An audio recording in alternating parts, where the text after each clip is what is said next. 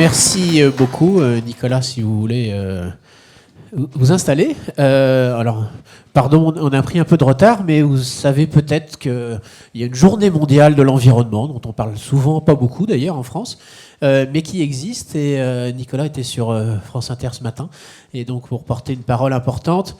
Alors, je vous rappelle la formule de ces petits déjeuners. C'est une rencontre avec quelqu'un, donc parler un peu de sa trajectoire, même si avec Nicolas, ça nous prendra un peu de temps, mais aussi de l'actualité. Ces petits déjeuners, c'est pas le Club France, pardon, du Comité 21, c'est le Club France animé pour le Comité 21, ce qui est très différent. Le Club France regroupe aujourd'hui 70 réseaux. On est évidemment très orienté sur la COP 21. On en parle beaucoup, mais il n'y a pas que ça. L'idée de ce club, ça a été de se dire, on est un certain nombre de réseaux en France, d'entreprises, de collectivités, etc. On s'était réunis au moment de Rio + 20. On avait monté notamment le pavillon de la France. Et l'idée, c'est de se dire, il y a des choses intéressantes qui se passent au niveau international. Allons regarder ce qui se passe et faisons-le ensemble. Et inversement, on a aussi parfois et souvent des choses intéressantes qu'on sait faire en France et qu'on peut partager avec d'autres. Voilà, donc c'est vraiment l'esprit multi-acteurs, échange, collaboration. Donc Nicolas Hulot, alors c'est un homme évidemment de l'image, de la médiation et je dirais de la société. Je suis parfois un peu mal à l'aise avec le mot société civile et je préfère parler de société qui implique tous ceux qui veulent faire aujourd'hui des individus, des organisations non gouvernementales au sens très très large, et ça comprend les collectivités, les entreprises, les chercheurs, les écoles, tous ceux qui sont ici. Moi j'ai juste commencé par un petit souvenir personnel parce que il y a quelques années de ça, je préparais le bac et j'avais la radio d'allumée et j'entends un dingue qui montait. Vous savez, à l'époque, il y avait des animations dans les villages et quelqu'un qui avait qui faisait un câble, qui l'accrochait au clocher et qui montait en moto sur un fil. Et j'entends un journaliste complètement dingue qui était monté derrière sur la moto. Et c'est un de mes premiers souvenirs. Bon, je devais préparer le bac. C'était pas hier, mais mon bac, c'était pas hier. Voilà, donc, non, ce qui est important, je crois, je pars de ça aussi parce que c'est aussi l'image et le lien qui est nécessaire aujourd'hui. On travaille tous de façon très engagée dans nos domaines et on a besoin parfois de gens qui permettent de faire monter les messages, alors de là faire un parallèle avec le bottom-up sur le clocher, mais je crois qu'on est vraiment là aujourd'hui, et donc Nicolas a pu être un homme de photos pendant longtemps, un homme de messages, de radio, de télévision, Ushuaïa, beaucoup de choses, puis ensuite beaucoup de livres, un film, avec parfois des déceptions. C'est quand on met beaucoup de soi dans un objet, dans une image, parfois on n'a pas l'impact qu'on voudrait avoir, et on a besoin, je crois, sur tous nos sujets de porte-parole sur l'ensemble de la société, et c'est tout l'enjeu de cette COP 21, indépendamment d'une négociation, et on va en parler, c'est comment, grâce à un médiateur comme Nicolas, on peut impliquer le reste de la société. Il y a les convaincus, les convaincables, mais comment on va pouvoir embarquer tous les autres maintenant? Et je crois que c'est un peu l'enjeu. Et je vais quand même aussi citer bien sûr la création de la Fondation, qui fait un travail depuis longtemps, avec qui on travaille très très bien au Comité 21. Non, je ne crois pas que Cécile est là aujourd'hui, mais il y a André-Jean Guérin, que j'ai connu comme directeur il y a quelques années. Donc la question aujourd'hui, c'est celle de l'envoyé spécial pour la protection de la planète. Comment ce rôle se situe? Est-ce que c'est justement un rôle de médiation? Est-ce que c'est un rôle plus entre la société et le pouvoir politique français et le multilatéralisme? Est-ce que c'est autre chose? Est-ce que c'est le catalyseur? Peut-être qu'on peut démarrer là-dessus, Nicolas. Voilà. Comment vous voyez ce rôle dans votre sensibilité aussi, qu'on connaît très bien? D'abord, simplement remercier le SCP de nous accueillir ici et l'invitation du Comité 21. Le rôle de cette mission, je vais dire, s'écrit de jour en jour. D'abord parce qu'il n'y a pas d'équivalent. C'est un intitulé d'ailleurs qui fait souvent sourire, tant la charge paraît démesurée par rapport à la largeur de mes épaules, puisque je suis envoyé spécial du président de la République pour la protection de la planète. Donc autant vous dire que, je ne vais pas dire que c'est perdu d'avance, mais en tout cas, c'est compliqué. Pourquoi est-ce que j'ai tenu d'ailleurs dans cet intitulé qui est le mot planète?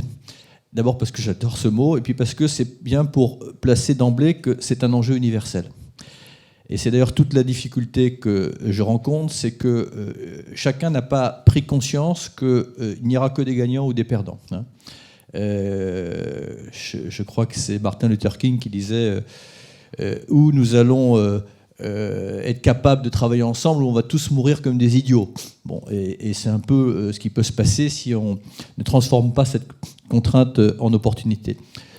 Moi, mon rôle, c'est un rôle d'influence, ni plus ni moins que celui que j'avais avant et que j'ai pas de pouvoir. Je peux simplement essayer de rationaliser les choses pour essayer d'expliquer à chacun de mes interlocuteurs qu'on n'a aucun intérêt à laisser les phénomènes se développer, que ça nous coûte déjà économiquement et que, au passage, j'aurais dû commencer par ça, ça coûte humainement à des centaines de milliers de vies chaque année dans le monde et qu'il n'y a pas d'issue favorable. Mais je dois simultanément, mais c'est là aussi où tous on doit jouer un rôle, montrer que s'il y a un chemin qu'il ne faut plus prendre, il y a un chemin qu'on peut prendre.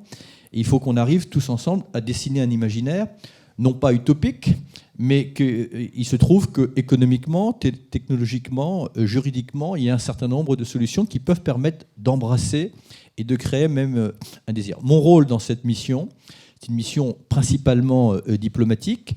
Il est de faire ce que je fais depuis un peu plus d'1 an et demi que j'ai été nommé, la tournée des États, des responsables politiques, des responsables économiques, mais également des acteurs de terrain, des chercheurs, pour voir aussi et identifier ce qui appartient déjà à la solution et les promesses du futur, pour essayer de montrer qu'il y a, encore une fois, il n'y a pas de fatalisme, mais souvent une fatalité.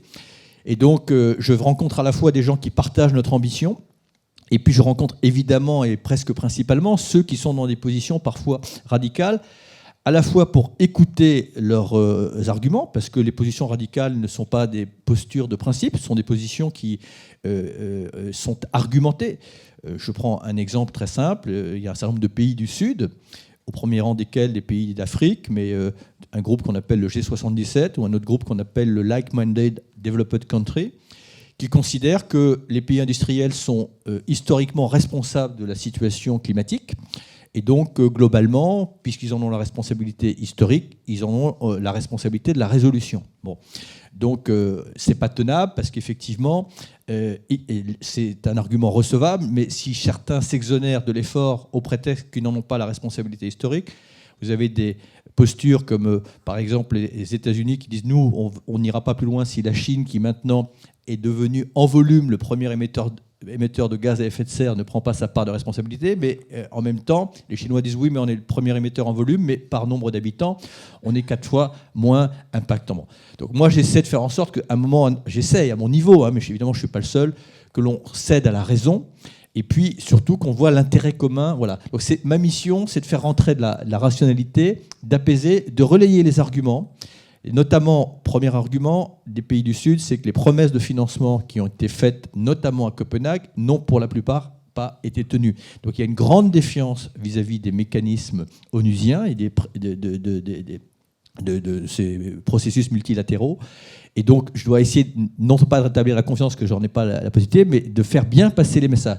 Deuxième problème qu'il faut régler, c'est le problème des transferts de technologie. Parce que les pays nous disent « Ok, vous nous demandez de ne pas nous développer avec du carbone », mais so what, comment fait-on? Bon, voilà. Donc j'essaie d'identifier. Et puis, troisième problème, c'est la forme juridique de l'accord à Paris. Parce que est-ce qu'on doit montrer un peu de souplesse sur la forme juridique? Parce que je sens la volonté, enfin, partagée d'agir, parce que tout le monde a conscience, y compris dans les pays du Golfe, curieusement, d'où je rentre il y a quelques jours, de contribuer à l'effort, parce que chacun voit bien que la situation n'est pas tenable et que ça risque de créer notamment des conflits très importants.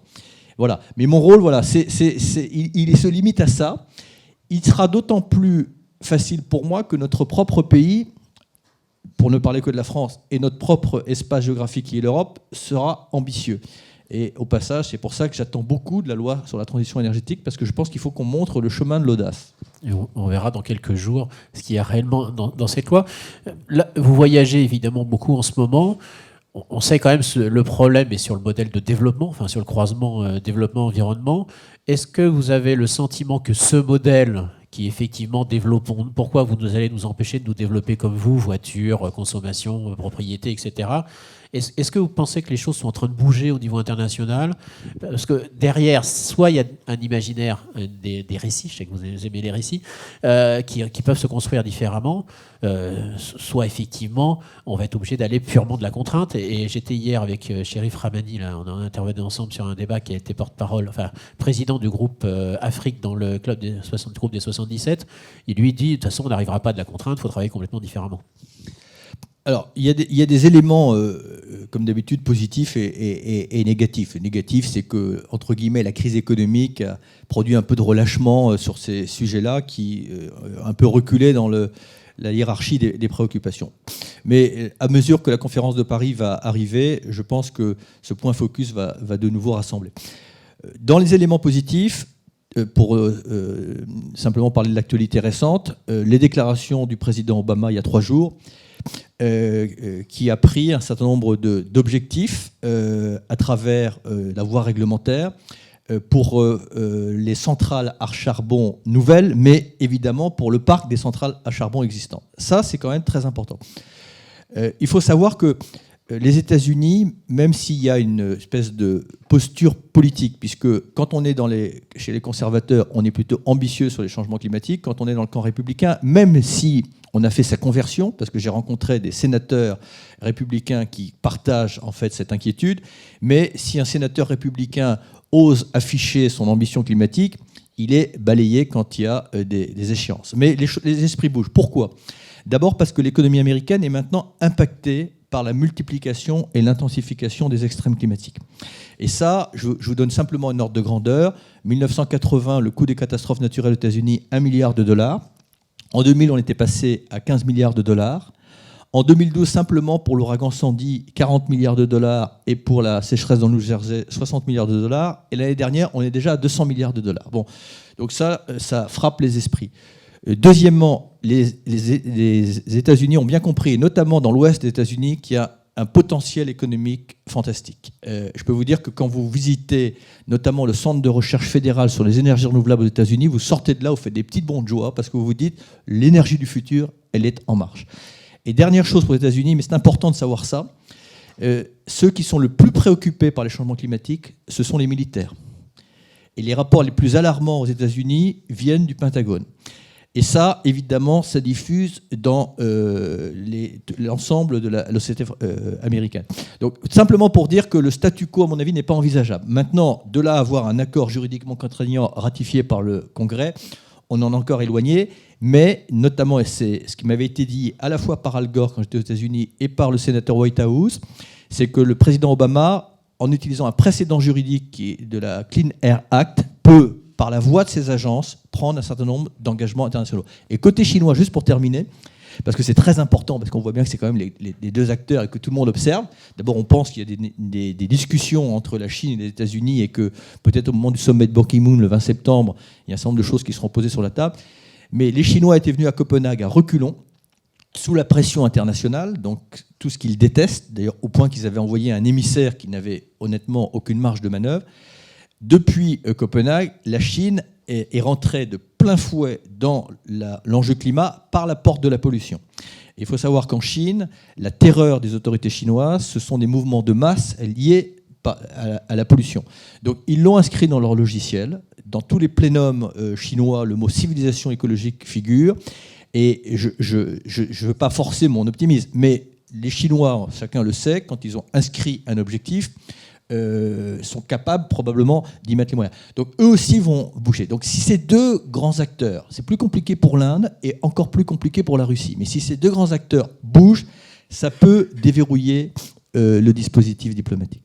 Effectivement, le risque pour les autorités chinoises est peut-être au croisement démocratie et pollution santé, et plus que purement démocratie, comme ça peut être le cas à Tiananmen il y a quelques années. Quand on a été avec Aurélien Le Chevalier à Shanghai, pour donner un exemple, quelques jours avant notre arrivée, ils avaient fermé la circulation automobile, la circulation aérienne, les écoles et une partie des entreprises, pas simplement à cause d'un problème de santé, parce qu'évidemment c'est un problème de santé, mais simplement que les gens ne pouvaient même pas se déplacer dans la rue parce qu'ils étaient incapables de voir à plus de quelques mètres.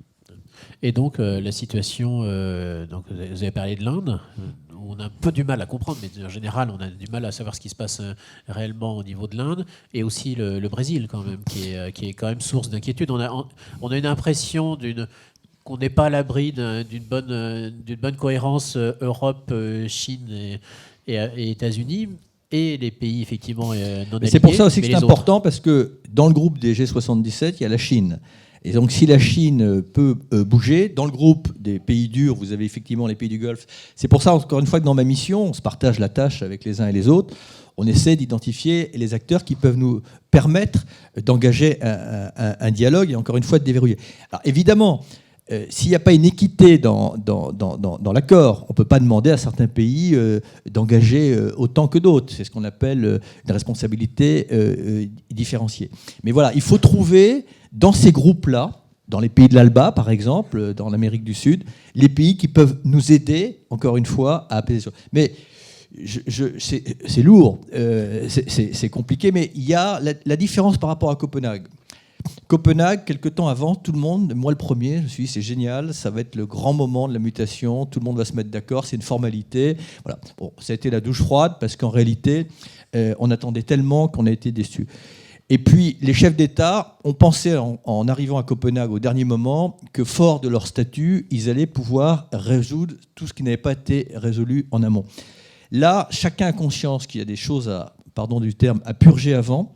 Et donc, toutes les étapes ont été utilisées. Et notamment, Laurent Fabius a vraiment l'intention, et je crois que le président aussi, d'utiliser évidemment le G20 en Australie, d'utiliser le Conseil européen, d'utiliser le Forum des économies majeures, d'utiliser évidemment le sommet de Ban Ki-moon, parce que ça, c'est une superbe initiative du secrétaire général des Nations Unies.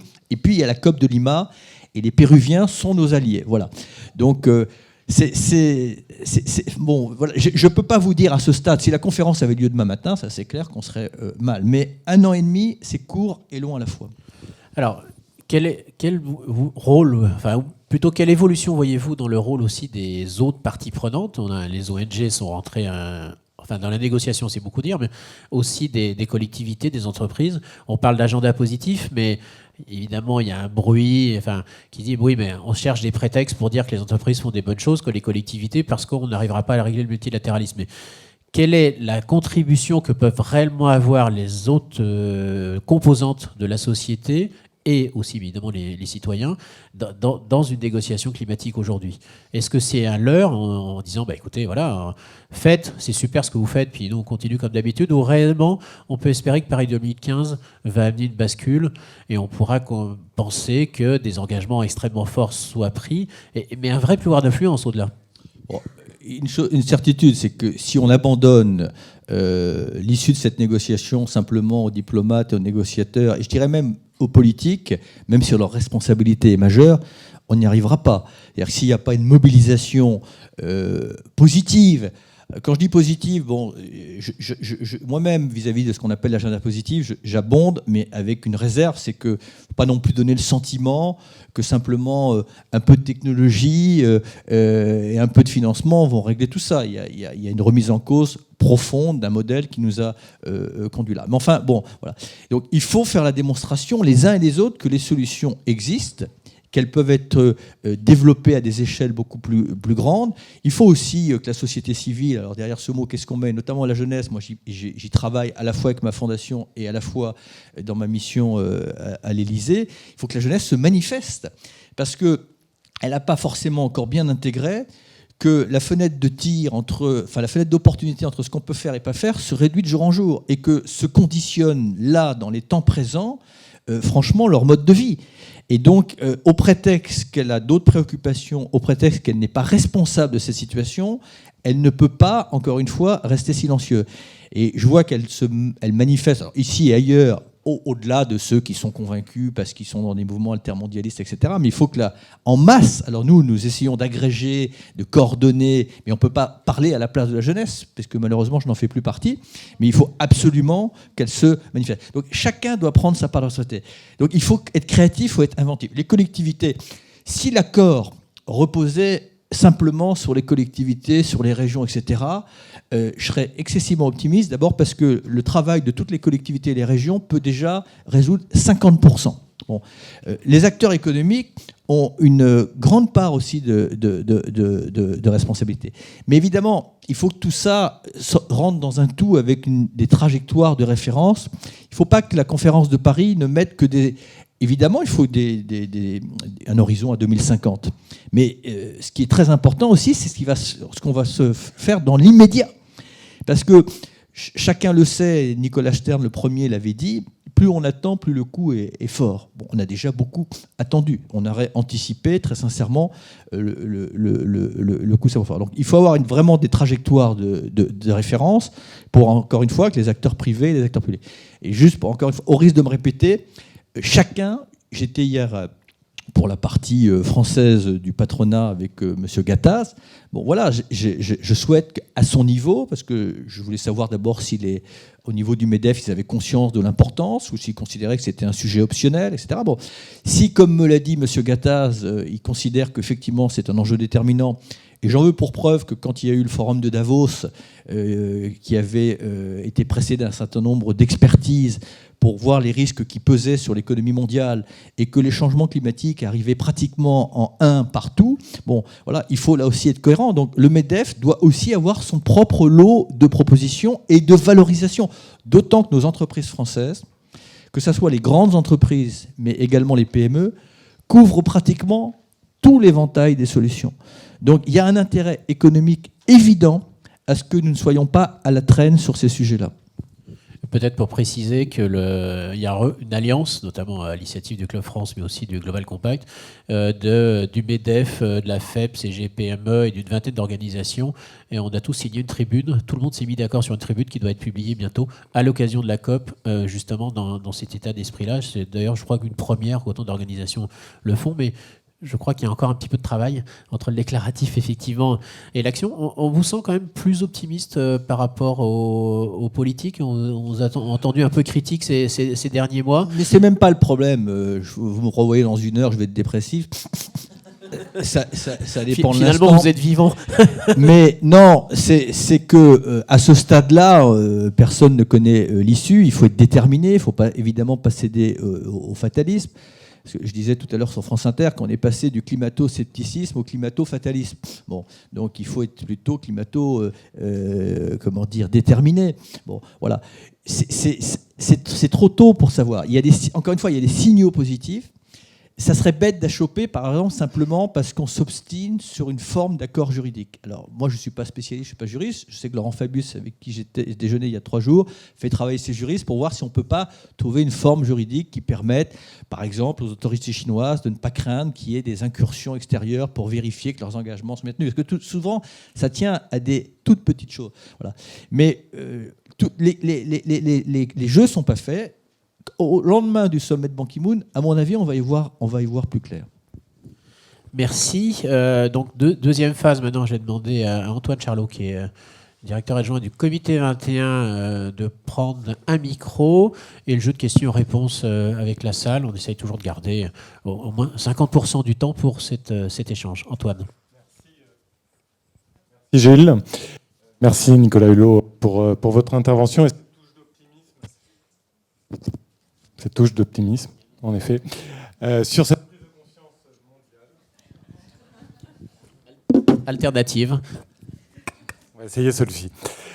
Donc nous avons 3 quarts d'heure devant nous pour poser toutes les questions que vous souhaitez à Nicolas Hulot. Vous avez en face de vous l'ensemble des composantes de la société, hein, des entreprises, des collectivités locales, le monde de la recherche, également le monde associatif. Donc chacun doit prendre sa part de responsabilité, vous l'avez rappelé à plusieurs reprises.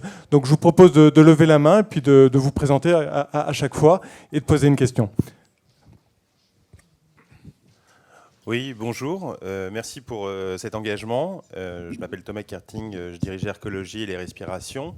Et je voulais savoir, après ces résultats d'élections, puisque le niveau politique joue beaucoup au niveau européen, et on est à l'ECP Europe, on a beaucoup parlé de la Chine et des États-Unis. Quid du leadership européen en termes climatiques? Et est-ce que, par exemple, la qualité de l'air ne serait pas un bon moyen de réinspirer l'Europe? Voilà, merci. Vous voulez que je réponde au fur et à mesure, peut-être? Sinon, je vais oublier les... Exactement, c'est ce que j'allais vous proposer. Les questions. Bon.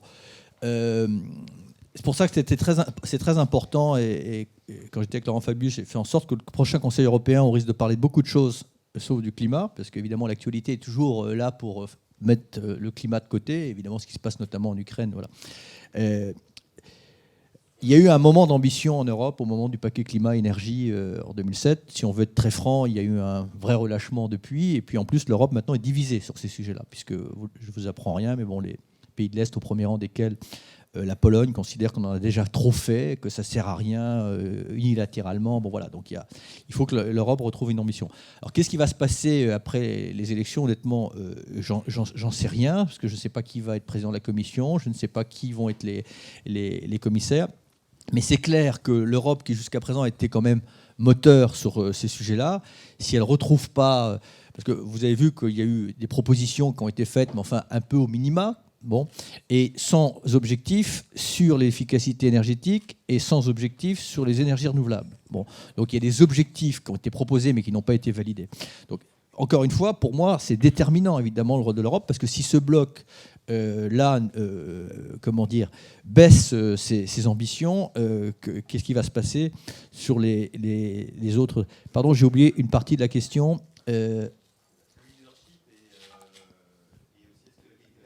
Ah oui, voilà. C'est toujours difficile. Moi, je suis toujours sur le fil du rasoir pour mobiliser, sensibiliser. Parce que parfois, on me dit « Ah, mais t'es trop catastrophiste, tu désespères tout le monde. » Bon, voilà, moi, quand je relais l'information de l'Organisation mondiale de la santé qui dit que la pollution atmosphérique tue 7 millions de personnes par an, pour moi, c'est pas moi qui ai été faire les statistiques, mais si c'est le cas, c'est plus que le tabac. Et on se dit, quand je me fais renvoyer dans les cordes l'autre jour par je ne sais qui me dit « Ah, les écolos, vous occupez des petits oiseaux, il y a mieux à faire. » Bon, d'abord, c'est très bien de s'occuper des petits oiseaux, mais je suis là aussi parce qu'effectivement, il y a 7 millions de personnes qui meurent de la pollution atmosphérique. Et qu'au-delà de la tragédie humaine, tout ça, évidemment... Donc la clé d'entrée aussi sur les problèmes de santé et d'environnement est importante. Je sais que l'État français va vraiment, je pense, rentrer dans cette dimension, cette réflexion. Il y a des plans qui sont en train de travailler. Mais oui, c'est une manière, évidemment, de sensibiliser. C'est d'ailleurs comme ça que la Chine est rentrée de plein fouet, parce que jusqu'à présent, les changements climatiques, pour eux, c'est pas forcément palpable. C'est d'ailleurs toute la difficulté de cette crise. C'est que chez nous, elle n'est pas palpable. Elle n'est pas lisible. On ne fait pas toujours la relation de cause à effet. Alors parfois on tombe d'ailleurs dans l'excès, c'est-à-dire dès qu'il y a un peu de pluie un peu forte, on dit ça c'est des changements climatiques. Bon, alors il faut faire très attention parce que chaque phénomène météorologique ne doit pas être mis sur le compte des changements climatiques, mais en même temps il n'y a pas besoin non plus d'être prix Nobel pour se rendre compte qu'il y a une multiplication, y compris chez nous. Voilà. Je veux vous dire que les gens qui sont en Bretagne et dans la région de Quimperlé, cette année, les changements climatiques, ils les ont pris en pleine figure. Donc il faut à la fois montrer qu'on est déjà impacté, montrer déjà les effets, mais montrer surtout les bénéfices qu'il peut y avoir, évidemment, et notamment sur l'aspect santé, qui est très important. Oui, bonjour, Gilles Penquin. Donc, je suis en charge de la compétitivité et développement durable à la délégation interministérielle à l'intelligence économique, à service du Premier ministre. Alors, moi, il y a un sujet dont je n'entends jamais parler dans les négociations de la COP, c'est la notion la remise en cause de la manière dont se vit la mondialisation, donc la globalisation ouverte. Alors, c'est un discours que je tiens assez souvent, mais je vais aller très vite. En fait, on est dans un monde qui est complètement ouvert, et ce qui gagne économiquement sont les pays où il y a le moins de contraintes sociales, moins de contraintes environnementales, moins de contraintes fiscales, moins de contraintes sanitaires. Ça gagne. Après, marginalement, effectivement, il y a des niches pour des hautes technologies, etc. Si on veut progresser, il faut, et notamment sur faire émerger des nouvelles technologies, sur l'énergie par exemple, faire des énergies renouvelables de manière contracyclique au prix de l'énergie qui est très très bas en ce moment, c'est juste une grande difficulté. On le subventionne, les gens acceptent, et l'Union européenne par exemple subventionne, les gens acceptent à condition qu'avec leurs impôts, il y ait un retour en termes économiques. Sur le photovoltaïque par exemple, l'Europe a mis beaucoup d'argent. En fin de compte, pour aller très vite, on a financé les panneaux chinois. Et donc, si on ne remet pas en cause cette globalisation sans borne, c'est-à-dire fonctionner par grandes régions avec des normes, des standards, des labels, des taxes aux frontières de ces zones pour rééquilibrer tranquillement, eh bien, je pense que les négociations vont toujours achoper parce qu'il y aura toujours un pays plus pauvre ou un continent plus pauvre qui acceptera de travailler sans contraintes sociales, environnementales et autres, et que même si les Chinois, les salaires augmentent, on voit bien qu'ils sont déjà en train de transférer au Vietnam, au Laos, au Cambodge. H&M quitte la Chine pour aller au Nigeria, etc. Et donc, si on ne fait pas ça, je ne vois pas comment on va pouvoir négocier parce que à chaque fois, on est perdant. Et dernier point, on parle de transfert technologique.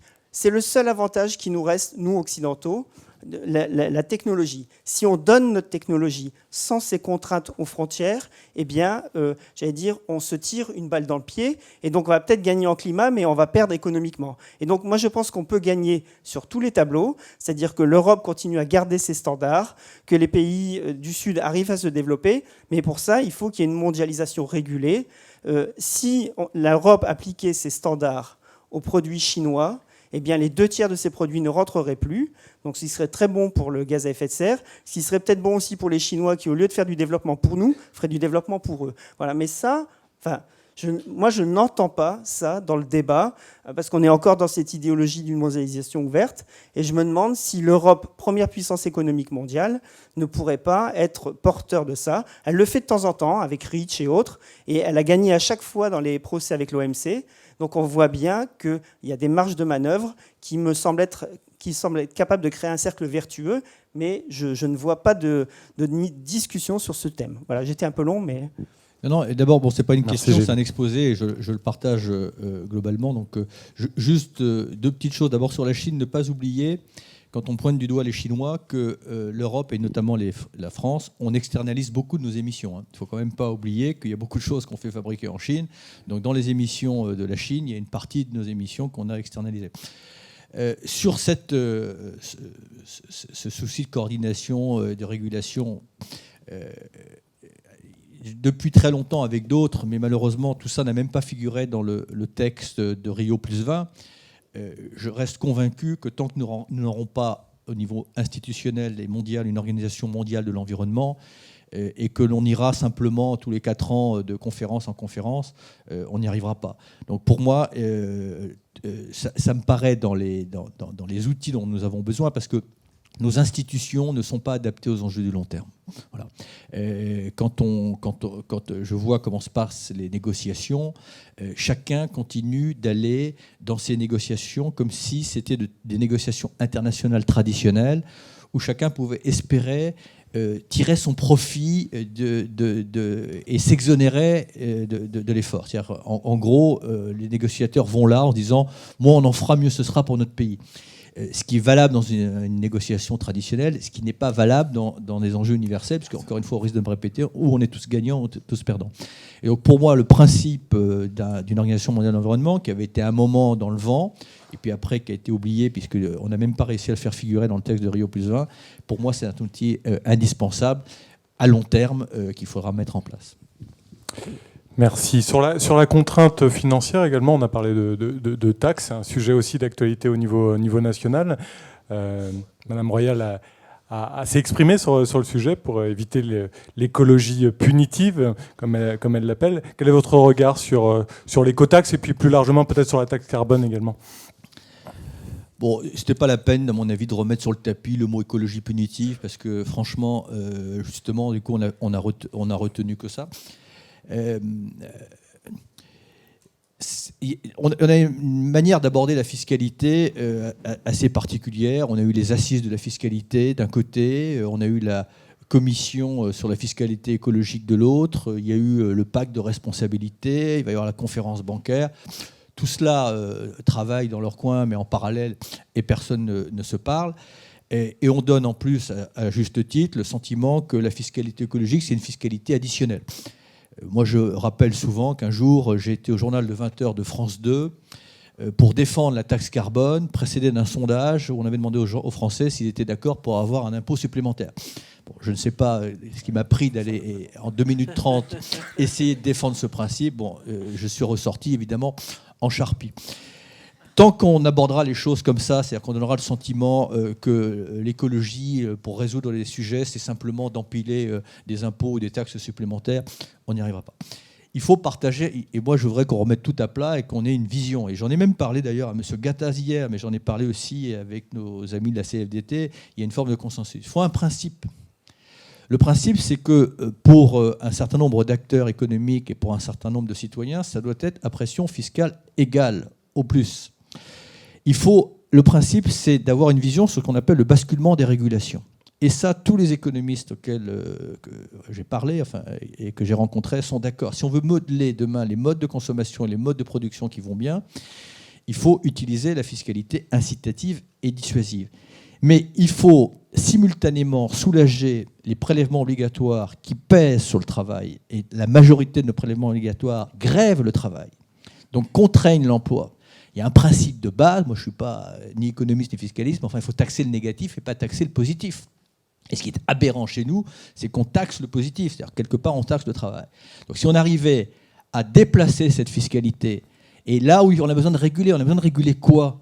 Les impacts environnementaux, donner un prix au carbone, les prélèvements des ressources naturelles, Alors, c'est pas aussi simple que ça, et je pense qu'ici, on m'opposera, mais alors, d'accord, si vous déplacez la fiscalité qui repose sur le travail, sur la fiscalité écologique, et que celle-ci contraint les acteurs, incite les acteurs à être vertueux, donc à gagner en pouvoir d'achat, ou à gagner en pouvoir d'investissement, si effectivement leur impact se réduise, vous allez baisser les recettes de l'État. Bon, j'ai bien conscience de cela. Ça se pilote, et vous pouvez éventuellement adosser ça à des prélèvements qui ne sont pas forcément issus du travail.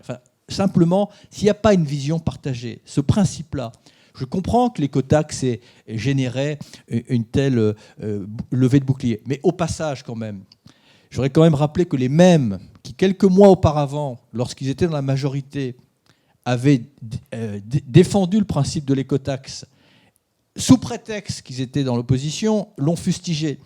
Et je rebondis simplement sur cet exemple. Mais tant que la politique s'exercera comme ça, avec aucune objectivité, sur tous les sujets de société, on ira de crise en crise. Voilà. Il y a un moment pour le débat, mais il y a un moment pour l'objectivité.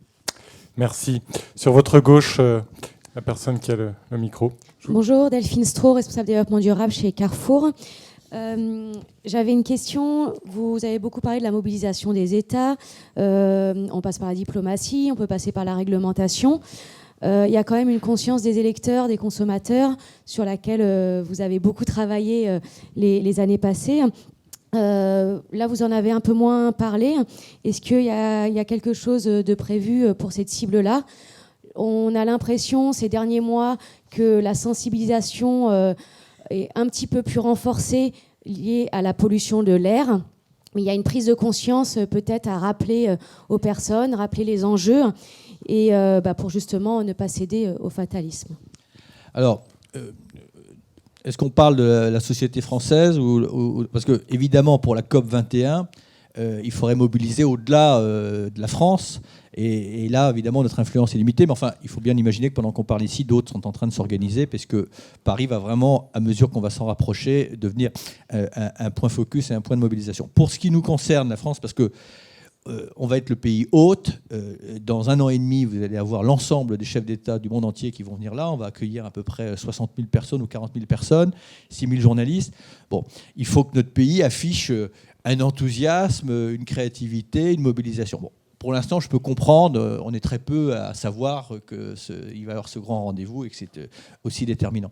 Alors moi, dans mes deux activités, à la fois à la Fondation, nous avons décidé d'orienter une grande partie de nos moyens pour favoriser. On peut pas, encore une fois, on ne peut pas la déclencher tout seul, la mobilisation notamment de la jeunesse et de la société civile. Mais on est en train de travailler depuis plusieurs mois là-dessus pour qu'à partir du 1er janvier 2015, évidemment, on encourage, on agrège, on valorise tout ce qui participe à la mobilisation. Mais ça vaut aussi dans mon autre casquette. Dès qu'il y a une initiative qui est prise, j'essaie de la soutenir. Hier matin, par exemple, j'ai été soutenir une opération qui est d'une initiative œcuménique multiconfessionnelle pour inciter les gens. Alors c'était très symbolique, hein, mais pour moi, ça va dans le bon sens. Tous les premiers de chaque mois à faire un jeûne par solidarité avec les victimes des changements climatiques et quelque part aussi pour soumettre à la question du sens nos habitudes de consommation. Bon, voilà, les choses qui vont dans cela. Donc, ça passera par multiples initiatives. Mais encore une fois, voilà, on ne peut pas tout faire. Moi, je peux, à mon niveau, encourager, susciter, agréger, valoriser, mais il faut que chacun fasse preuve de créativité. C'est clair que s'il n'y a pas une dynamique positive pour dire on est prêt, allez-y, changez. Parce qu'on est dans cette forme de paradoxe en France, mais ce n'est pas qu'en France. Hein. On veut le changement, mais on est quand même très résistant au changement. Moi, je vois un foisonnement de créativité dans les PME, par exemple. chaque fois, je raconte cette histoire, mais chaque fois que je prends le TGV pour venir à Paris, j'ai toujours un entrepreneur qui se lève, qui vient me voir avec un dossier désespéré parce qu'il a un truc génial, mais il ne trouve pas d'investisseur, ou alors il se perd dans les méandres de l'administration, etc. Donc la créativité, elle est là, mais il faut la libérer. Bon, voilà. Donc c'est cet as-là, et notamment dans l'esprit de l'agenda positif, moi, ma mission, et je pense que le gouvernement va prendre des initiatives, il va y avoir un certain nombre d'événements en amont de la conférence climat, justement pour faire en sorte que nos technologies, nos savoir-faire, nos industries soient valorisées pour montrer que nous détenons aussi une partie de la solution. J'ai un peu le sentiment en ce moment que, je crois qu'il y a une dynamique qui se crée autour du climat, autour de Paris 2015. Vous dites quelques-uns, mais je crois que c'est déjà très très nombreux. On retrouve assez facilement le discours. Est-ce que vous avez le sentiment que c'est plus facile d'embarquer les gens sur les questions climatiques que sur le développement durable, qui est un petit peu bousculé dans les médias, qui est considéré comme le greenwashing des entreprises, enfin tout le bazar? C'est facile de trouver l'adhésion pour dire il faut faire quelque chose. Personne n'a envie de jeter en pâture nos enfants dans un avenir chaotique. Bon. Mais dès qu'on rentre dans l'arsenal des solutions ou des remises en cause, c'est là que ça crée parfois une forme de refoulement. Bon, parce que ça remet en cause des choses quand même fondamentales. Notre modèle économique repose essentiellement le succès de l'économie et de notre industrialisation à l'utilisation des énergies fossiles. Et les énergies fossiles sont le principal problème des changements climatiques. Donc à partir de là, on rentre dans une forme de complexité. Vous savez, on a deux paramètres nouveau au XXIe siècle que on s'entête à ignorer, mais qui vont contraindre toute l'économie de demain et surtout toutes les relations géopolitiques. Je discutais encore il y a peu de temps justement avec un certain nombre d'experts sur la défense. L'enjeu climatique occasionne des menaces de conflit qu'on ne peut pas imaginer.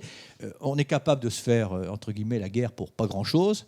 On s'est fait la guerre pour une source énergétique importante qui est le pétrole, mais quand on aura des problèmes de terres arables, quand on aura des problèmes d'accès à l'eau, quand on aura simplement... on se fait déjà la guerre à l'OMC sur les terres rares. Les Chinois qui ont bien anticipé justement ce paramètre du XXIe siècle qui est la rareté, avec leur savoir-faire et leurs méthodes, ils ont préempté tous les gisements de terres rares au point qu'ils en sont quasiment les producteurs exclusifs, et les États-Unis et l'Europe sont bien embarrassés. Dans nos énergies renouvelables, nous, on est bien embêtés parce qu'on a besoin de tonnes de terres rares que les Chinois possèdent. Et c'est pour ça qu'il y a deux paramètres, pour y revenir, que l'on refuse de regarder, qui malheureusement complexifient l'action publique. C'est la rareté. Parce que, encore une fois, la rareté, c'est une étape intermédiaire entre l'abondance, si tant est qu'elle ait existé, et une étape d'après qui est cruelle, parce que celle-là ne se conduit pas, elle se subit, qui est la pénurie. Donc la rareté, c'est un fait. On a changé d'échelle grâce au charbon et notamment au gaz et au pétrole. Et donc on a épuisé en 150 ans le capital naturel qui s'était accumulé pendant des milliards d'années. Bon, c'est comme ça. Bon. Et le deuxième paramètre, c'est la vulnérabilité. C'est-à-dire, tout d'un coup, on découvre, un peu tard, mais on ne s'en est pas rendu compte, que fort de notre puissance, qui est à la fois un atout mais en même temps un danger, on a compromis les grands équilibres, et parmi lesquels les équilibres climatiques. Bon, ça paraissait insensé quand même que nous, on est soit en bon, la science, malheureusement, nous l'a confirmé. Bon, voilà, c'est un paramètre nouveau, il faut le prendre en compte. Moi, la seule chose qui m'effraie, c'est quand on tourne le dos. Voilà. Si on regarde bien les problèmes en face, on me dit c'est un problème économique. Je suis désolé, mais l'économie, si on a besoin, même en France, de 60 milliards pour la transition énergétique, si on est capable de fixer et de flécher les priorités, on y arrivera. On y est arrivé dans d'autres instants. Mais encore une fois, encore faut-il définir les priorités. Où est-ce qu'on flèche nos investissements? Où est-ce qu'on flèche l'épargne? Où est-ce qu'on flèche nos subventions? Est-ce qu'on continue en France à avoir 60 milliards de subventions par an préjudiciables à l'environnement? Ça me paraît... Voilà, il y a un moment, il faut de la cohérence. Merci. Je vous en prie, monsieur. Bonjour. Merci pour cette présentation et pour ce débat. Je m'appelle Thibaut Voita et je travaille pour l'International Partnership for Energy Efficiency Cooperation, IPEC. Et comme le nom l'indique, on est une plateforme intergouvernementale qui cherche à promouvoir l'efficacité énergétique auprès des membres du G20. Et donc on est en contact avec les États-Unis, avec la Chine, l'Inde, la Russie, etc. Et parmi tous ces États, on sent vraiment qu'il y a une volonté réelle de promouvoir l'efficacité énergétique. Il y a même parfois des États comme l'Australie qui a un nouveau gouvernement qui est climato-sceptique et qui malgré tout continue à pousser pour l'efficacité énergétique simplement parce que c'est un ressort de croissance économique. Donc j'ai l'impression qu'il y a un immense consensus sur l'efficacité énergétique. Et pourtant, paradoxalement, l'efficacité énergétique reste, à mon sens, très peu mentionnée lors des négociations climat. Et je voulais savoir quelle place vous pensez elle peut jouer lors du COP21. Merci. Honnêtement, je pense qu'il y a vraiment un point de consensus. Et c'était vrai dans le débat sur l'énergie qui a eu lieu en France, qui n'a pas été un débat facile, parce que parfois on cristallise... le débat a été cristallisé au début sur pour ou contre le nucléaire. Bon, heureusement, tout le monde a été intelligent et on a su dépasser ça. Mais le point de consensus, c'est l'efficacité énergétique. D'abord parce que, comme vous venez de le rappeler, pour tous les acteurs économiques, c'est le premier facteur de compétitivité. Quel que soit le modèle énergétique, pendant les prochaines années, le prix de l'énergie va monter. Donc la meilleure manière de répondre à ça socialement, parce que je rappelle quand même que chez nous, nous avons des centaines de milliers de précaires énergétiques, c'est-à-dire que dans les foyers français, le coût de l'énergie est passé au-dessus du coût des aliments. Bon. Et vous avez effectivement des millions, là je parlais de foyers, mais des millions de personnes qui non seulement ont une double peine, c'est-à-dire qu'ils ont du mal à payer leur facture énergétique, mais sont quand même dans une situation d'inconfort. Bon. Donc, voilà. Donc l'efficacité énergétique, tout le monde est d'accord. Pourquoi ? D'abord parce qu'effectivement, c'est un facteur de compétitivité, parce qu'on a, et notamment en France, des opérateurs qui sont excessivement efficaces, qu'il y a des gisements d'emplois considérables, et donc on peut vraiment relancer une partie de l'économie sur ce thème-là. Et puis, il faut vraiment savoir que là, il y a du gisement. Dans certains domaines, bon, dans le bâtiment, vous pouvez diviser facilement à confort égal par 4, par 5, par 6. Bon, alors, une fois qu'on a dit ça, c'est compliqué. Ce matin, sur France Inter, un auditeur est venu me dire ce que ça coûtait, lui, en tant que petit propriétaire, de rénover son bâtiment ancien. C'est pour ça que si ce n'est pas assorti de financement innovant et que, notamment, la Banque publique d'investissement n'investit pas quasiment prioritairement, exclusivement sur ces sujets-là, on n'ira pas. Mais pour moi, tout le monde est d'accord dans beaucoup de... Mais si on veut aller loin dans l'efficacité énergétique, il faut aussi favoriser les circuits courts. Parce que vous avez aujourd'hui des circuits totalement aberrants. Parce que le prix de l'énergie le favorise. Mais je donne souvent cet exemple, mais on peut le retrouver dans beaucoup de domaines. Les producteurs de langoustines en Écosse envoient leurs langoustines se faire décortiquer en Thaïlande et remettre sur le marché après. Bon, c'est ce type d'aberration qu'on peut trouver partout, y compris chez nous, tous les jours sous le tunnel de Fourvière à Lyon. Vous avez des tomates qui descendent de Scandinavie vers le Portugal et des tomates qui montent d'Espagne vers la Suède. Bon, voilà. Ça, il y a un moment ou un autre, il va falloir rationaliser les flux. Donc, l'efficacité énergétique, pour moi, c'est la pierre angulaire. Parce que quel que soit le modèle énergétique, parce que si vous voulez répondre aux besoins énergétiques de la planète, mais avec une croissance exponentielle, même si on croit, comme moi, aux énergies renouvelables, vous allez buter sur les matériaux. Parce que pour fabriquer des éoliennes, il faut... elles sont en quoi ? Elles sont en dérivé du pétrole. Parce que vous allez buter sur les terres rares pour empêcher la corrosion des éoliennes offshore. Donc, de toute façon... Nous sommes condamnés, c'est pour ça que je suis content que le président ait pris cet objectif de réduire de 50% notre consommation énergétique. Et il faut d'ailleurs bien lever l'ambiguïté.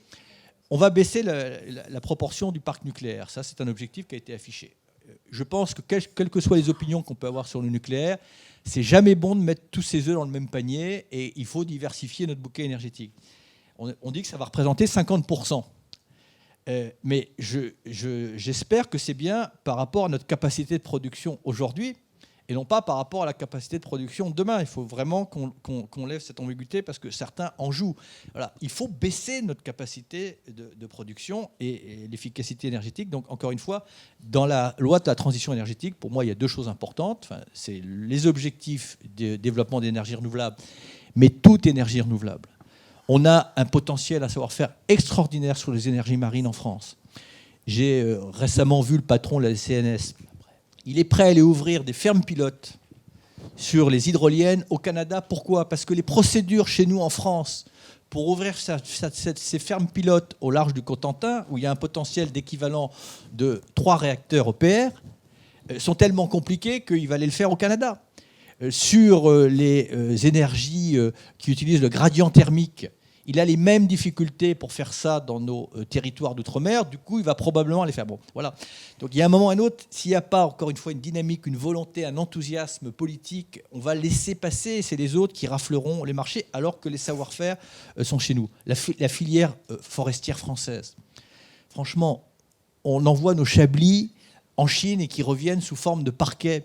Bon, ça aussi, c'est aberrant. Donc là aussi, il y a de la rationalisation sur la biomasse. Voilà. Mais s'il n'y a pas une foi, si on considère que ce n'est pas 3 éoliennes qui vont remplacer le charbon ou le nucléaire, si on reste dans cette caricature, évidemment. Mais je vous assure qu'à technologie existante, parce qu'il va y avoir des sauts technologiques, notamment dans le stockage des énergies intermittentes. Et on va avoir vraiment des bonnes surprises. Mais elles ne sont pas opérationnelles demain matin. Elles le seront si on abonde, parce qu'une des clés aussi, c'est d'abonder la recherche. Moi, pardon d'être trop long, mais je rentre des pays du Golfe. Non, ça va. Ils ont des fonds souverains absolument démentiels. Ils ont des centres de recherche qui feraient pâlir de jalousie tous nos chercheurs. Mais c'est des coquilles vides. Il n'y a aucune capacité humaine. Bon, donc moi, je plaide pour qu'on essaie de croiser ça. Il y a l'argent d'un côté, et nous, on a le savoir-faire de l'autre. Bon, voilà. Mais voilà, pour ça, encore une fois, il faut partager une vision et pas sous-traiter dans un gouvernement à une seule personne tous ces sujets-là, pas sous-traiter à un pauvre envoyé spécial qui ne sait plus par quoi commencer. Il faut que chacun s'y mette. Bonjour, Nelly Bonnefou, Choya TV. Je voulais savoir, d'après vous, quel est le rôle et la place que doivent prendre les médias toute l'année 2015 et l'argument complémentaire qui consiste à dire que parler du climat ou du carbone, ça n'intéresse personne, ça ne fait pas d'audience et donc c'est compliqué et donc. C'est bien parce que c'est compliqué qu'il faut que vous fassiez un effort de pédagogie. Parce que effectivement, les codes aujourd'hui d'expression médiatique sont tous très courts, vous le savez.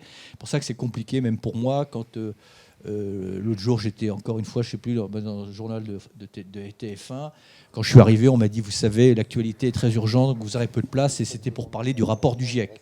Bon, je me suis dit, bah oui, s'il y a une grosse actualité, je comprends, on va me pas faire passer en fin de journal. L'actualité, c'était simplement le départ en vacances et que les routes étaient saturées. Bon. Donc, c'est aussi le rôle, la responsabilité des médias de dégager un peu d'espace.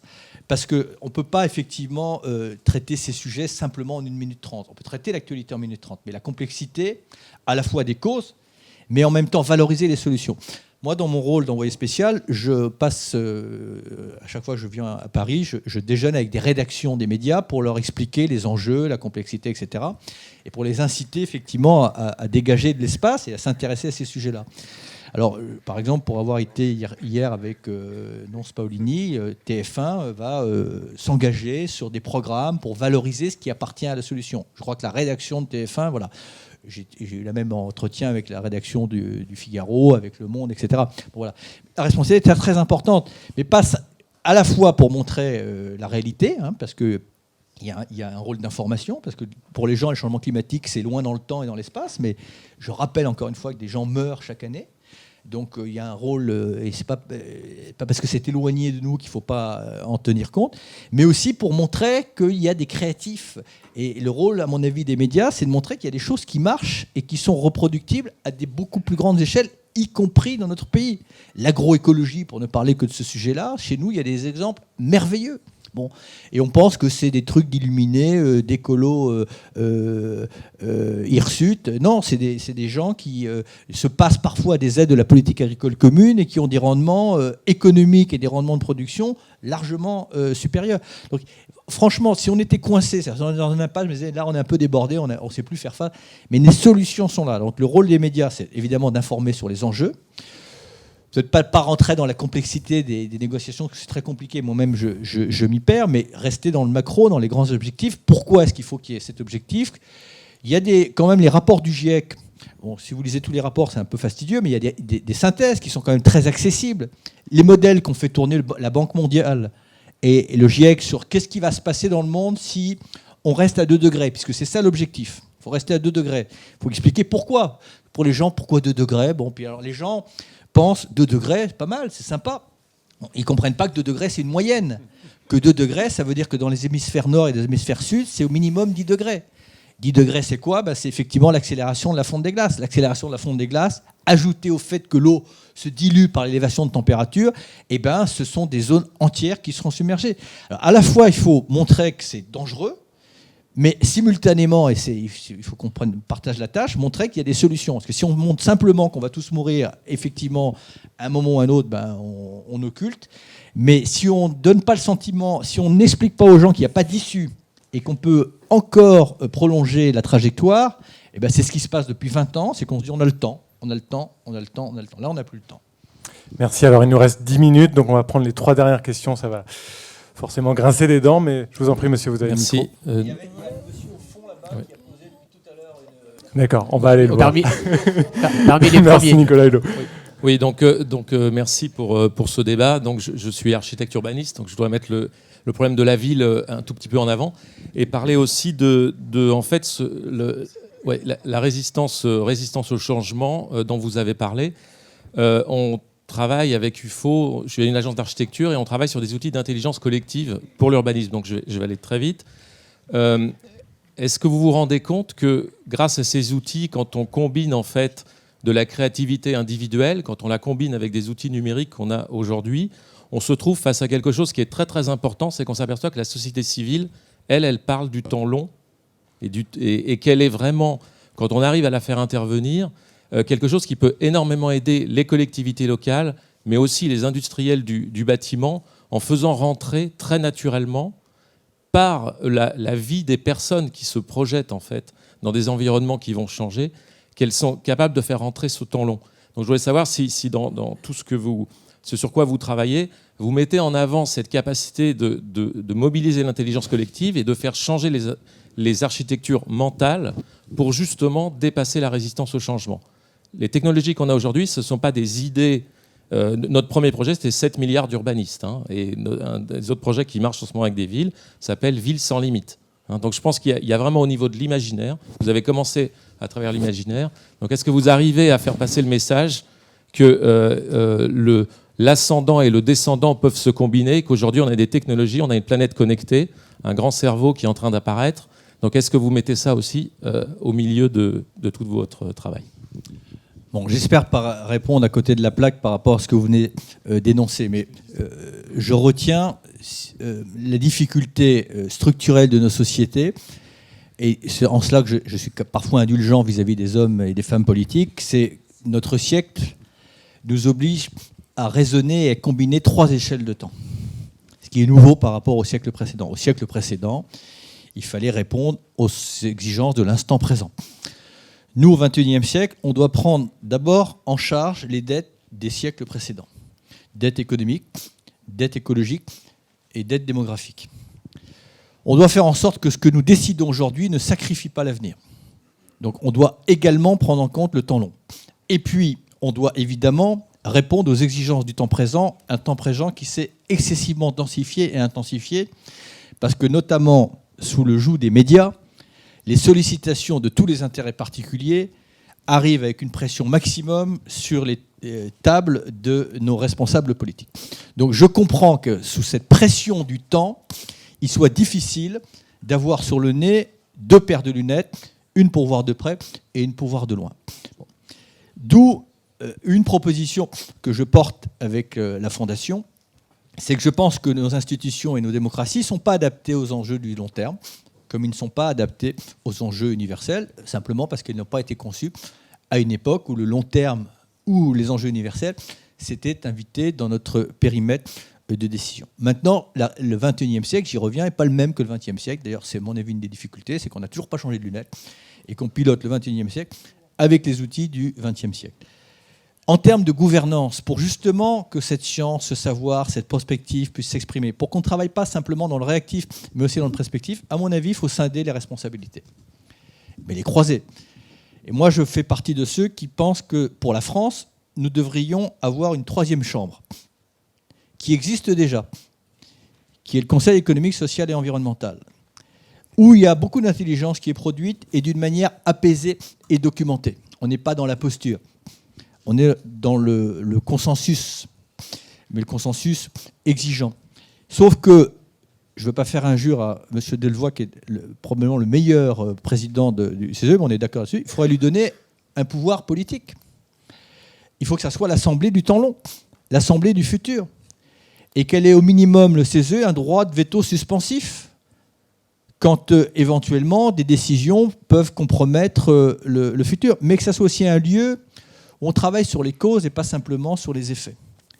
Je cite souvent cette phrase de Bossuet parce que je la trouve sympa et tellement symptomatique de notre époque. Il dit « Nous sommes d'étranges créatures qui nous affligeons des effets mais qui continuons à en adorer les causes ». Il faut qu'on travaille sur les causes, mais ça ne peut pas se faire dans la précipitation, ça ne peut pas se faire dans la représentation, ça ne peut pas se faire dans la communication permanente. Donc pour moi, ça serait une adaptation très moderne de notre démocratie qu'on ait une chambre du temps long, et le CESE peut très très bien le faire. Il y a une production magnifique au CESE. Alors, reste un problème de légitimité sur lequel un certain nombre de constitutionnalistes ont travaillé. Comment fait-on rentrer les citoyens au CESE? Enfin, tout ça ne me semble pas totalement hors d'atteinte. Voilà. Mais voilà, cette notion du temps long dont vous parlez, et qui pour moi est essentielle, mais qui est difficile. Je termine, mais je suis Arnaud Montebourg.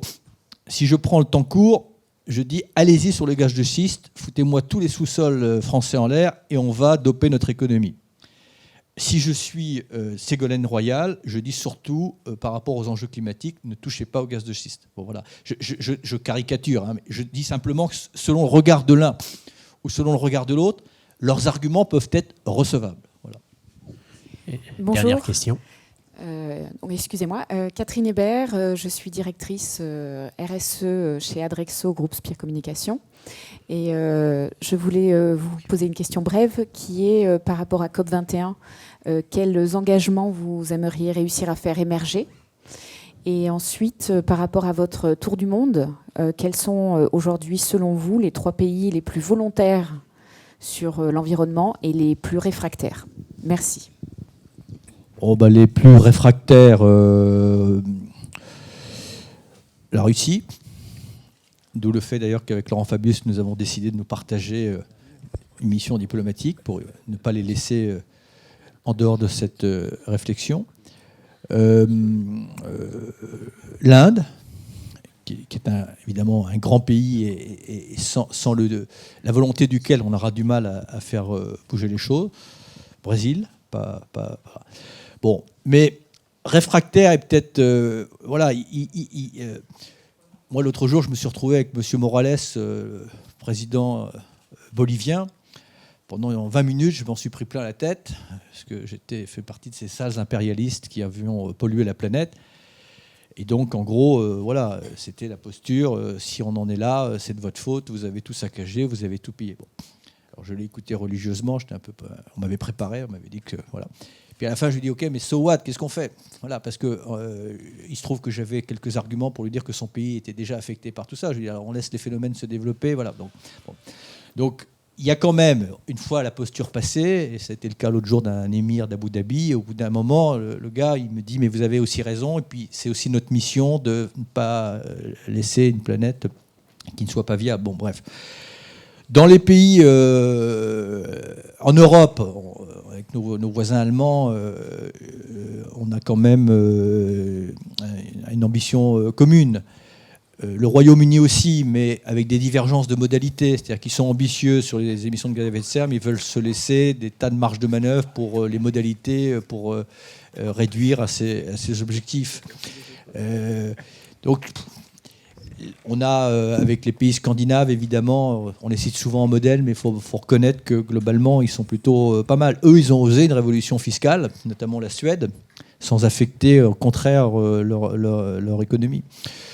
On a des pays comme le Pérou, avec lequel on s'entend bien, mais on a des pays qui sont... J'étais en Algérie il y a peu de temps. Bon, l'Algérie fait partie des like-minded developed countries.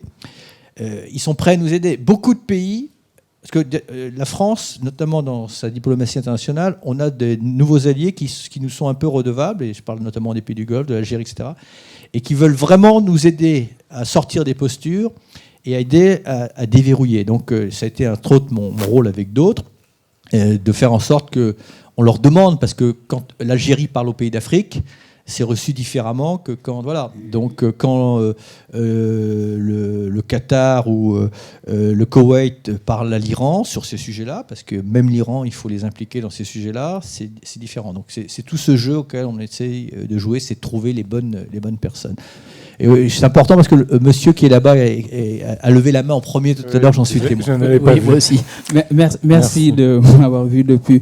Je vous remercie de m'avoir donné la parole. Sambaba, Association internationale des maires francophones. J'interviendrai sur 2 points. La conférence de Paris 2015 sera un moment fort. Comment pensez-vous, quel rôle on va faire pour vraiment appuyer les collectivités locales, plus particulièrement les villes qui sont les réceptacles de tous ces problèmes-là avec l'immigration et tout ça, pour en faire vraiment un interlocuteur valable? Quel statut les rues vraiment vont occuper sur la conférence du 2015? Deuxième question, je remets sur le débat aussi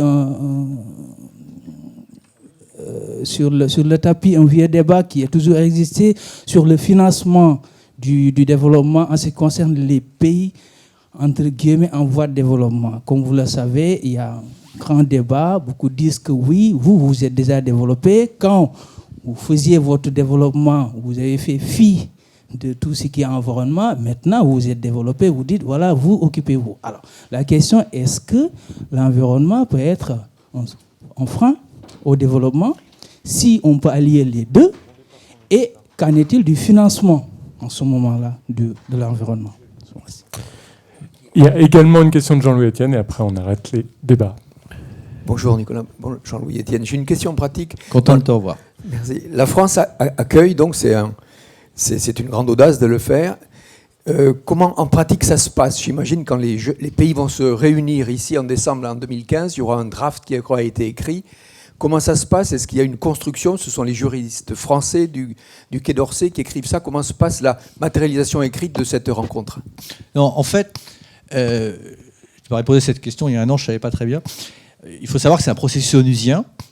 À partir du moment où la conférence de Paris va démarrer, le territoire du Bourget passe en territoire onusien. D'ailleurs, il y a un transfert de souveraineté qui est fait. Donc, à partir de ce moment-là, ça appartient à l'ONU. Donc le rôle de la France, au-delà de la logistique évidemment, il va falloir accueillir tout ce monde-là, il est en amont, mais il est en amont, encore une fois, il ne peut pas se substituer à l'ONU, c'est l'ONU qui va écrire le texte. Mais ça, c'est le travail des négociateurs, c'est le travail des chefs d'État, de préparer un texte. Et c'est pour ça qu'on espère qu'à la COP de Lima, et normalement c'est l'objet de la COP de Lima, et ça il y a déjà eu une ébauche qui a été faite, et notamment également au sommet de Ban Ki-moon, les chefs d'État vont se mettre d'accord sur le contenu du texte. Ça, c'est tout. Là, en ce moment, à Bonn, il y a tous les négociateurs qui travaillent sur le texte. Donc ça, c'est toutes les étapes préalables. À Paris, on aura un texte de référence qui aura été donné aux États avant, avec les contributions de chaque État, puisque l'idée, c'est qu'avant Paris, chaque État pose sur la table ses propres contributions. Et pour en revenir à la question qui m'a été posée tout à l'heure, ce qu'on attend de Paris, c'est que la somme de ces contributions puisse permettre de répondre aux injonctions, aux souhaits du GIEC, c'est-à-dire que la somme nous permette de ne pas passer au-delà des degrés. Après, à Paris, la marge de manœuvre, elle est évidemment là au niveau d'un certain nombre de détails, mais le gros des choses seront faites avant. Mais Paris, le pays hôte ne peut pas... Laurent Fabius peut très bien faire travailler des juristes pour voir si on peut adoucir ou rendre un peu flexible la forme juridique pour éviter d'achoper simplement sur un problème de forme, mais il ne pourra pas décider, il pourra, en tant que pays hôte, suggérer aux Nations Unies de voir si on ne peut pas se mettre d'accord. Voilà. Donc on a une marge de manœuvre qui est assez limitée, pour ça que la France ne pourra pas endosser seule le succès ou seul l'échec, mais elle peut créer toutes les conditions, et notamment utiliser, et c'est pour ça que c'est très important, toutes les étapes préalables, parce que ça, à Copenhague, vraiment, on n'avait pas utilisé toutes les étapes préalables pour purger les irritants, notamment les problèmes justement de financement, les problèmes de transfert de technologie. Voilà. Et pour répondre à la dernière question, je suis désolé parce que je suis auditionné sur le principe de précaution à l'Assemblée nationale, parce que vous n'êtes pas sans savoir que certains aimeraient bien remettre en cause ce principe de précaution. Donc, je vais être obligé d'y aller. Mais alors, sur la partie prenante des collectivités locales, des régions, etc., en théorie, elles ne font pas partie, puisque là, c'est vraiment les États du processus onusien. Mais un certain nombre d'événements, de manifestations, d'ici la conférence de Paris, permettront évidemment aux régions et aux collectivités locales de faire valoir évidemment leurs propositions. Chacun a bien conscience, je le disais tout à l'heure, que 50% des solutions sont dans les mains des collectivités locales. Dès lors, et ça vaut pour la France, que j'espère que dans cette grande réforme territoriale, on va donner aux régions enfin aux régions principalement un droit d'expérimentation qui leur permettra justement d'être un peu aussi des laboratoires sur un certain nombre de sujets. Juste sur les financements, c'est très important. C'est clair que, par exemple, on achoppe depuis des années sur cette fameuse taxe sur la transaction financière. Bon, franchement, pour moi, c'est la clé de voûte, pas simplement cette taxe-là, mais entre autres. Tant qu'on ne sera pas ambitieux et que, par exemple, en Europe, comment se fait-il qu'on ne soit pas capable de développer ce financement innovant ? Si on soumettait ces transactions à une taxation usuelle, mais à 28, évidemment, seul c'est difficile, et qu'on affecte quasiment exclusivement cet argent à l'adaptation pour les pays du Sud, là, on commencera à rétablir. Il y a un fonds vert, pour l'instant, il n'y a pas 1 euro ou 1 dollar à l'intérieur. Quelques millions, je crois, mais quasiment rien. Ouais. Juste une précision, pardon, pour Jean-Louis et autres. Dans la négociation climatique au sein de la CNUC, c'est l'Europe qui discute, c'est pas la France, donc on a d'abord nos débats entre eux, puis porter, et je crois que c'est important, et on va présider, enfin nous, France, jusqu'à la COP suivante. Actuellement, on est sous présidence Varsovie, Pologne, on va être sous présidence Pérou pendant 1 an, puis ensuite, je crois que c'est des éléments importants, parce que il faut pas que la vie s'arrête pas en 2015. Donc, merci beaucoup Nicolas Hulot, merci à l'ESCP. Vous pouvez applaudir. Donc c'est la journée mondiale de l'environnement. Vous parliez des jeunes tout à l'heure. Climate, une association qu'on aime bien, lance aujourd'hui une grande opération. Et juste pour vous rappeler qu'on a une plénière du Club France Développement Durable, notamment sera présenté le programme de ce qui se passera au Grand Palais pendant la COP. Et aussi maintenant, il y a 70 réseaux autour de la table. Il y a une vraie dynamique et on présentera beaucoup de choses. Il est encore temps de rejoindre le Club France. C'est vraiment un espace qui sera ouvert et qui a vocation à le rester. Merci beaucoup, Nicolas. Merci à vous.